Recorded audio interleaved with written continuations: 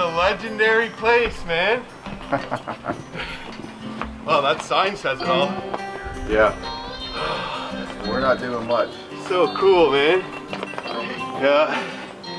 Yeah, can you believe this, man?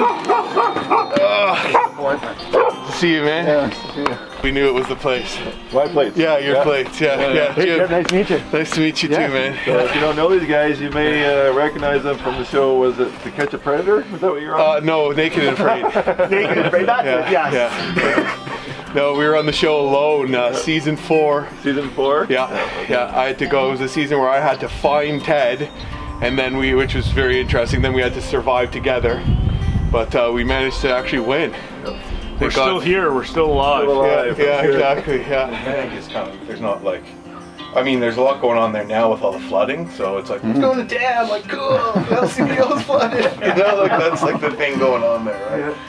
So everybody's stopping over and taking pictures and everything like that. Right. Go look at the site, survey the site, talk about where we're situating it. One of the first things I'd like to do is a lot of rocks up there, make a fire pit. Hey everybody, welcome back to the cabin. This is going to be a really different video. You can already hear the guys bantering non-stop, so it's going to be very few silent moments in this one, or I'm going to have to cut all the audio out and dub over it with some fancy music. So be patient with us, but I think you're going to like this project. It's pretty cool. We're just getting up to the spot that we're going to be building this structure. Just getting up here now. Unfortunately, we got a fresh layer of snow since we visited yesterday, but ground's still thawed and looks pretty. So we're going to do what we can today and spend the weekend at it, and I'm sure by the end of this video you're going to see something pretty cool. So stay tuned. We'll see you soon. It's a good size. What were we thinking? 12 by 20 is what you were thinking? Yeah, 12 by 20. We think it'll fit right between these trees. I think that one might or should maybe come down. But we'll down, yeah. But basically right here, and I talked about a fire pit here on this little elevated platform, so we can sit outside and get warm, do outside cooking and stuff there. Yeah. Lay this out. The orientation's good, so the winds are typically coming from here northwest through here, so the door on this side, and bunks along here essentially, with a long flare down the center. Just to explain this project a little bit, so this is central Ontario, Canada. We're near Algonquin Park. It's a rugged landscape. It's just south of here, a couple of hours south of here. The First Nations that lived here for thousands of years actually survived mostly on agriculture and some hunting and fishing, gathering in that area. This area is sort of the land that gets more difficult to live on, not good for agriculture, and it's more hunting and fishing based, trapping and a little bit of foraging. So it's a rugged landscape. I don't want to offend any of you First Nations watching this, that indigenous cultures that lived here before us. I want to learn from what you guys did, how you survived in this harsh landscape, and these traditional structures are one of the things that obviously gave you shelter from the elements and allowed you to survive here. But it's all the other elements of surviving off this land that I want to learn, and I'm trying to research the history of the area to figure out how to do that best. My goal is to get integrated into the land here, not destroy it, not plow it down and develop it like a modern civilization. The goal is to integrate into this landscape, and the best way to do that is to follow the people that did it properly or did it well and survived here in the past. So this Huron Longhouse, like I said, it's more of an Iroquois Longhouse, it's more of a southern thing. But this would have been a fringe territory where there would have been overlap of cultures and learning from one another and trading and so on. So this is the first step in this long process of becoming more at home in this land. So we're laying out, trying to figure out with the poles that I've cut down what we have. Can't get longer saplings here, so we have to be able to bend these to meet in the middle on the top of the thing, and this goes into the ground.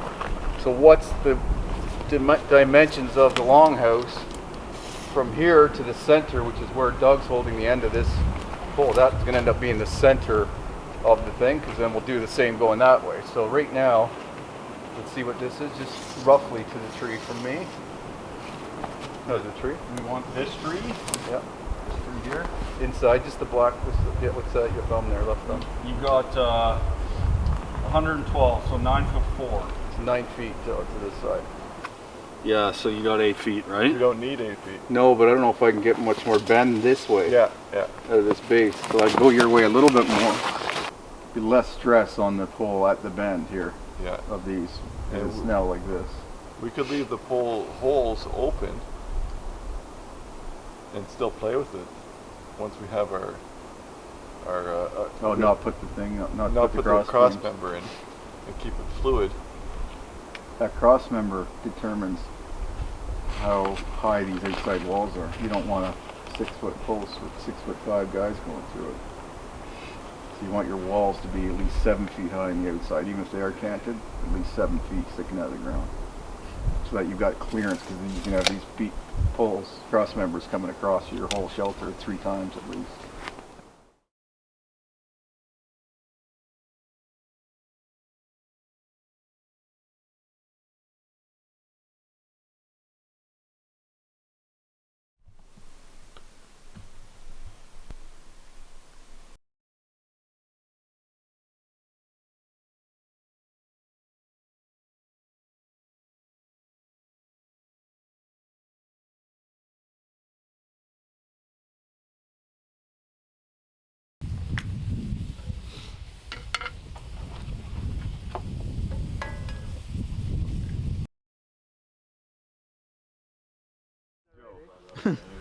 Ever. He doesn't even know anymore. He's just No. Yeah. Yeah. Pretty good business. Yeah. So our challenge, I think our first thing that we need to do, might as well talk to you guys too. The first thing we need to do is get this ridge pole on. This is the anchor of the whole structure, so this, and it's probably the most challenging thing. We're putting a great big ash log on there, 20 feet long, 12 feet up in the air, balanced on top of those poles. So we got to somehow keep it there, lash it to it. So that's our challenge for right now this morning, and then we can start doing our hoops. But maybe I can pull it off and get them doing both at the same time, you know. But I'll try to find the dowel just about that size, because that's, you know, that's on there, eh? That's a lot of weight there. It is.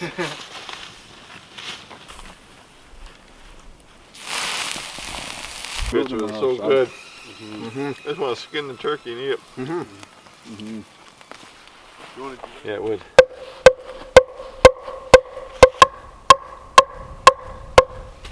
So you pound it, and so you want a piece, an inch. As soon as that separates,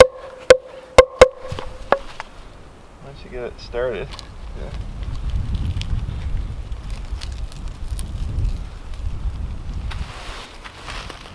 that's your growth ring, separated. But that's what you make baskets or anything. You can make, you just go around and you just keep going around and around and around and around.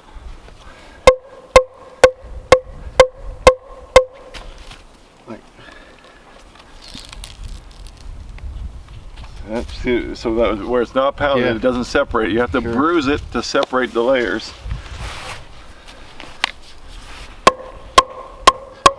You really have to keep going around the same ridge, because once it rips like that, it'll be hard to get it back. I might. Yeah.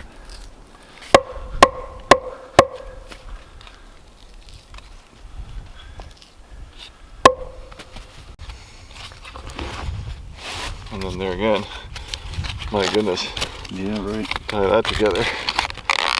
And when it dries, it's bully full strong too. That's why those baskets, you can whip those baskets around. Yeah, right.